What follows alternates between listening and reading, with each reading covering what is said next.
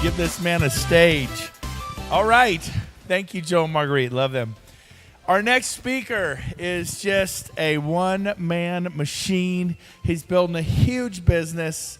What is it? They have I'll let him tell you, they have a kind of a slogan for their team. And I'm drawing a blank. I was going to use it to introduce him, but he's just killing it with EXP. And he is Adam Bailey from Wichita, Kansas, 20 personally sponsored, almost 200 in his organization.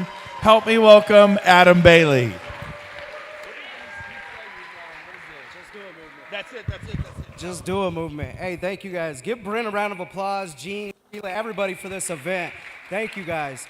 8 months ago, I was sitting exactly where some of you guys are at. I launched January 12th. I want to get some energy going. There's something I was telling myself when I was in Mexico in January, and I've been telling myself this almost every single day. And so I want you guys to repeat this with me because I was exactly where some of you guys were at. So if you want to stand up, repeat after me because this is exactly where I was at. Come on, guys. Whoa. Come on. Shut them off. Okay, we're back. So repeat after me. Now I am the voice. I will lead, not follow. I will believe, not doubt. I am a force for good. I am a leader. I will defy the odds. Set a new standard. Step up. Step up. Step up. All right, now we got it warmed up. One more time. Give it your best, guys. I want some energy in here. Now I am the voice. I will lead, not follow. I will create, not destroy. I am a force for good. I am a leader. I will defy the odds. I will set a new standard. Step up. Step up. Step up. Thank you. What's up, guys? All right, yeah. So if you guys know anything about me, you know I'm an energy guy. I'm like, 5'5" with a lot of passion, a lot of energy. And I really shouldn't be with the EXP because of ego. And so I kind of want to tell my story a little bit and talk about ego and how I've had to humble myself in the process that I went through. 8 years ago, I was making $300 a week setting appointments as an ISA. I joined a team doing about 350 units with about 5 or 6 people. IDX feeds were just coming out at that time, and so we started building the call centers, ISAs, and teams back in 2010. 2011, we went from 350 homes to 688 with the ISA model, and our business blew up. Us original 4 partners, we got together, and instead of splitting up and going our own ways, when you start selling that many houses, ego and, money. And, I had a good mentor. He's 10 years older, and he's like, let's just get an ownership deal done, and let's just take this independent brokerage on the road. And so I'm like, heck yeah. So we were ranked like 43rd in the nation at that time in units sold. I said, my goal, I was 27 at the time. I said, I'm going to get in the top 10. That was my goal, right? And so shortly after that, we sold 853 homes, 953 homes. And if you follow me on the internet or watched any of my videos, we've marketed as 1,000 homes a year type of guy, and it allowed me to open 4 expansion offices, okay? The last 9 months have been outstanding, been ranked 9th to 12th in the nation, and one of those spots on the Wall Street Journal in units sold from 2012, 2017. Well, if you're running a high-powered team with a small elite group of people, it takes a lot of energy. And I've been spending time on the road, managing a lot of egos. Your people were selling 70 to 100 homes. We only had 25 agents, 25, 30 selling 1,000 homes. It wasn't like we were a big broker. We were a small elite group. Well, our majority partner had not been working with us the last 4 years. And I woke up when I turned 36, and I said, we can't keep expanding the way we was expanding, is what I told our other owners in a corporate meeting.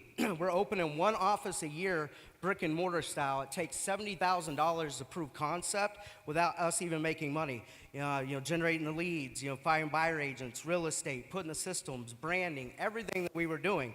All right, and we were profiting over $1 million a year. And I was running the CEO model because I haven't worked in the field in 5 years. I've been focused on expansion. That was my one thing that I was focused on with our team. And I knew our model was broken, but we had all the awards, we had all the accolades, we had everything, and we were reinvesting all of our money back in for growth, right? And a couple of our other partners are older. When you're older, you want to take the money. When you're young, you want to keep reinvesting back in for expansion, right? And I had somebody bring me EXP, and I looked at it, and I said, I will never be at EXP, ever. And this was like 1.5 years ago. But my ego, I just kept just ignoring it. I kept it there, but when I saw people I respected move over, I'd pick up the phone, and I'm like, what am I missing? Very first conference I went to, I'd only been in real estate for like 6 months. I saw Brent speak. I was just 26, 27 years old watching him speak. And so when I saw all these successful people I've looked up to and really, viewed them as mentors in the space, I started to reverse engineer what's going on that I don't know, right? And so it took me 1.5 years to break this model down. And I was watching Gene's video. It was like the 5th time, and I was watching this like 2 a.m. in bed. And he said, if you knew that you owned a Blockbusters and you knew Netflix was coming, would you continue to own that Blockbuster? And it was like 2 a.m. I woke my wife up and I asked her this question. I asked her that. I said, hey, if you knew like Netflix was coming, would you still own Blockbuster? And she's like, no. Like, what is your problem? You go back to sleep, whatever, okay. And so the next morning she's like, why did you ask me that question? And I said, because I'm going to convince the other partners to move to EXP because I think it's the future of real estate with the expansion model. And she's like, you're crazy. You'll never get that done. So I went to them, we ran through all the math. We built spreadsheets. We did everything. And they're like, yeah, I think we could expand faster, quicker, but we're not going because of one thing. It was ego. We're independents. We've been independents our whole life. We're sitting at the top of the charts. We're doing well. Like, just stay in line, Adam. Just keep doing what you're doing. You have what everybody wants, right?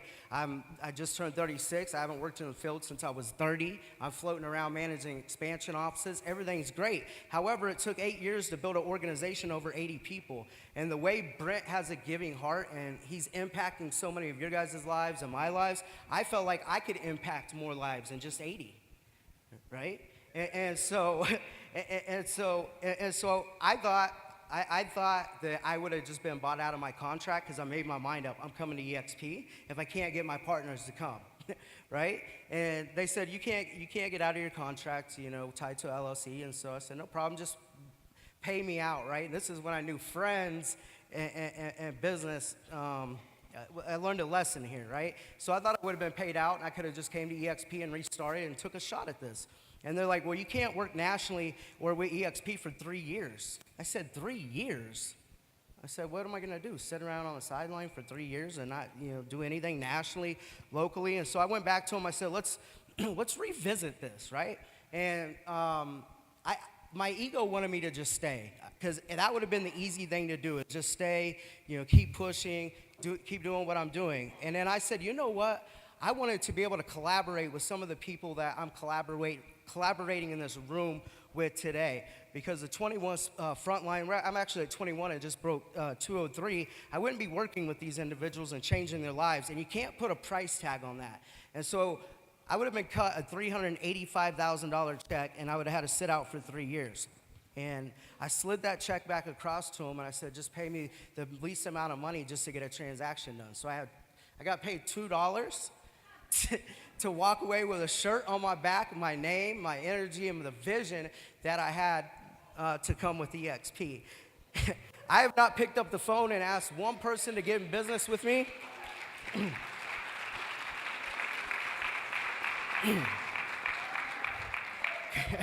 Kind of get emotional about it.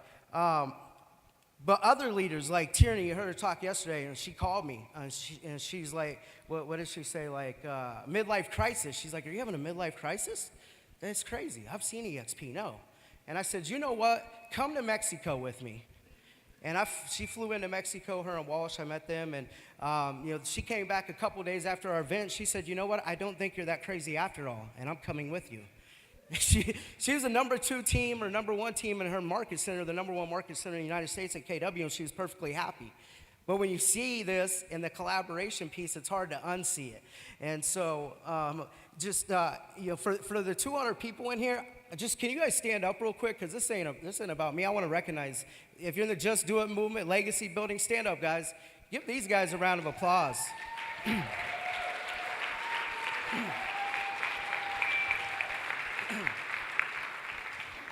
You got to make a sacrifice. You have to be able to make a sacrifice. And if I could be in a different situation where I could have just paid $150 to launch with EXP, I would have done that. I had to get over my ego. I had to, to buy my way here and punch the ticket, and I'm happy. Rev share is optional. My rev share was $19K or whatever just this week when I checked in and checked it. But real sacrifices are being made because of the leaders in this room, like Gene, Brent, Sheila. We have a partner back here. He's going to do about 400 or 500 units. He was with Century 21. He walked away from 97 listings that Century 21 had launched with EXP. And I said, dude, like that's crazy. His name's Matt. Stand up, Matt. and Matt told me,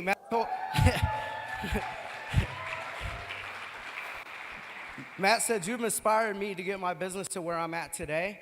And he said, if you gave up $385,000 to take a shot at this, giving up 97 listings is easy to take a shot with you because of the vision, the belief system, and all that stuff. And I saw him a couple days ago when we got here, and he's like, yeah, I got all 98 listings back, signs and yards right now. So good job, brother. EXP signs, baby, EXP signs. When people ask me about agent attraction, I put a lot of video out. I've created Facebook groups I've been very active in. I'm a contributor. I come from a place of value, contribution. And so when I get involved with agents, I don't ever bring up EXP. I try to find problems in their business. And you've heard a lot of value, lead with value. Empathy. And so I'm always looking for problems to solve in their business, because not everybody's here for rev share. People come for different reasons: technology, stock, leadership. The rev share, I just figure out where I can solve their problems in their business with EXP. Okay? Being able to publish content and stay consistent at it, you don't have to be good or great. You just have to start somewhere. When I started shooting videos, content videos, value videos, like 5 years ago, I mean, they were horrible, and they're still horrible today. But at the end of the day, you're able to attract your tribe by leveraging video. And I think videos really helped me, because I've never picked up the phone, I haven't prospected, and so I try to attract business into my life through an inbound way. And I was just talking with John Cheplack. If you guys don't know him, he's a top coach, and dude's awesome. And I was back there talking to him, and I'm like, when I get back, I'm gonna come back to in this summer, I'm really gonna make a big push to get to 500, because that is my goal. But as you can see, we have duplication going on, and so I'm available on Tuesdays for our people. We run leadership calls, we collaborate together, we're sharing what's working. The mastermind events that we're running, like Tierney talking about, 20 listings in 30 days, just getting like 60 people 3 times a week to show up to those. And so we're just trying to lead with value and attract like-minded people into our business. And so that's kind of been my secret, is I just think the video, and then just trying to solve problems like in their business. Like I heard Brent kind of mention it a little bit today, and it's like we're not even gonna talk about EXP yet. I want to learn more about you. I want to learn about some of your constraints, what's working, what's not working, and be genuinely interested in people. And when the time comes to pitch EXP, they're going to be way more receptive to it. The other thing that I would say when I attract people, there's a core process, because I messed this up. Jeff is awesome, because when I went to Mexico, I've been an independent. I'm used to doing everything myself, right? I thought I was going to build these funnel pages. I thought I was going to do all this work and build all this stuff. And when I was in Mexico, Jeff just said, follow the plan, Adam. I said, the plan sounds simple. It's almost so simple, right? But when I was in Mexico, I had 0. And I just took 2 months off and been sitting around contemplating when I was going to get started. And I just saw story after story after story 8 months ago of people making 15,000, 20,000, 25,000. I can show up today, say 19,000, because they followed the simple process of the webinars and controlling the environment and just controlling that. So when people first called me, I would just talk about EXP. I'd be all over the place. Now I don't even talk about EXP. I try to break down their business a little bit, learn a little bit about them. Then I set a specific time that they're going to watch the webinar. Whether I watch it, I don't watch it with them, but I tell them, they're like, well, why don't just send it to me? I'll watch it. I said, no, because I want to be available, and I'm pretty booked up right now, and so I want to be available to answer any questions right after. So I'm going to ask for 2 small commitments. The first one is for you to watch that 30-minute webinar, and so you already made that commitment, so I want to thank you for that. The second one is look, man, I respect time, value, and money, so can you promise me that you'll call me back right after you watch it? You're going to be excited, you're going to have questions, and I'm going to put it on my calendar right now. They make that commitment subconsciously, they're going to call you back. 90% of the time, they always call me back, okay? And so you want to control that process. And then at that time is when you want to leverage your sponsor. So you have somebody in your network with a powerful story, and all of you guys need to be building your story. Somebody said, I think he said, facts tell, stories sell. Like, you have to become really good at storytelling and building your own story, and I would start now, but leverage somebody else's story. So when I had somebody interested, I hit Jeff up. Jeff spent countless hours on the phone with me at night, and I'm like, hey, can you jump on this call? Can you meet this person? And I had to learn how he positioned EXP, how he talked about it, how he positioned Brent, and I learned from him over the last 8 months, and now I'm doing it for our people. I'm like, let me help you. Like, just ask for help. This is what I'm doing. Like, if Brent's always available, I get a hold of him, and so I'm just trying to learn from these masters, and I'm just duplicating what they're doing, and it's simple. But here's what happens: it works. Right? And so to sell more homes, the other tip on that. Run your CRM like a CEO. I see a lot of you guys with CRMs I get to speak with, but it's not updated. You don't know what's what. It's not predictable. And the lady before me talked about relationships in your CRM. And so actually cultivate and nurture those relationships, and don't look at them like leads or you sell one house. Look at it like, what's the lifetime cycle of this relationship, and how many deals can I do with this person over a lifetime? And so run your CRM like a CEO, collaborate with your people, train, and you have to be able to lead yourself and take care of yourself before you can lead others. And so it starts from within. Thank you guys. Later.